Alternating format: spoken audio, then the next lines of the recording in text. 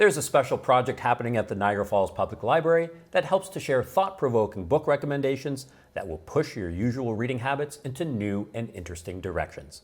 Joining me in the studio today is Community Engagement Librarian Greg Janssen and one of this year's featured influencers at the library, Brian Kon.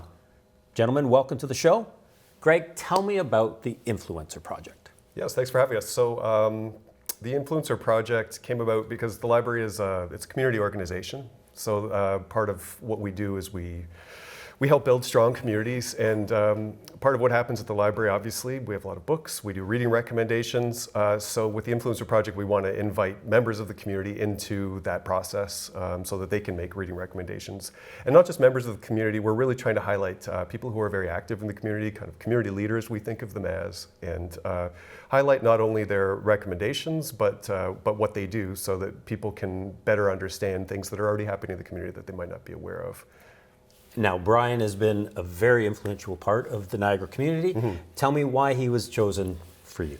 Well, we opened, first of all, just to give a few details about the project itself. So basically it's a set of reading recommendations that are book lists that live on the library website, and then book displays that live in our 3 locations. And so we kind of took a stab at launching this in 2022. The library was intermittently, we never closed fully, but we were intermittently not allowing people in the building, doing curbside pickup during that time. It didn't really fly at that time, so we relaunched it for this past year. So we've reused kind of that initial pool of influencers that were selected during that time. Okay. And the process was basically we put the request out to the public to recommend influencers to us.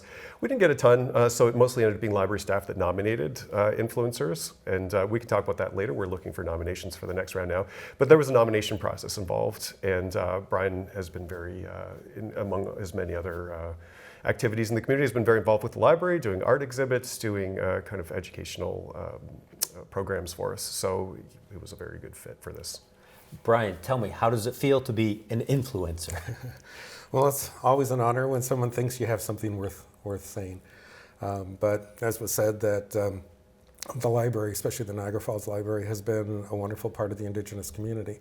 And they've allowed me to come in on a variety of ways, everything from my art exhibits through to speaking with staff. And now this opportunity to share some of the books that I think have something to say for the Indigenous community. It's a way of waking up Canada to know about the history that many of us didn't learn from the school system. Right. Well, tell me about some of the books that you've chosen. So I had a number of choices of books, and so the full list that I gave actually starts with children's books. Okay. I think when we're talking about Indigenous culture, and especially about the Indian residential school system, I think it's important to start those conversations early. So among the recommendations included some that were children's books. But the ones that I had that are the main part of the Influencer Project are 21 Things You Didn't Know About the Indian Act. That's a piece of legislation that was put into effect in 1876, and it still is in existence today. And it impacts First Nation people in particular. But there's a lot of subtleties to that people don't understand, that it still impacts the community today, whether they're Indigenous people living on reserve or in urban settings. So that was one.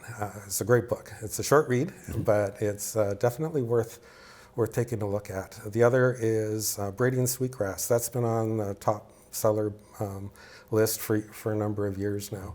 Dr. Robin Kimmerer, she took her traditional heritage and teachings from her father and included it in her scientific background. So she's a PhD botanist.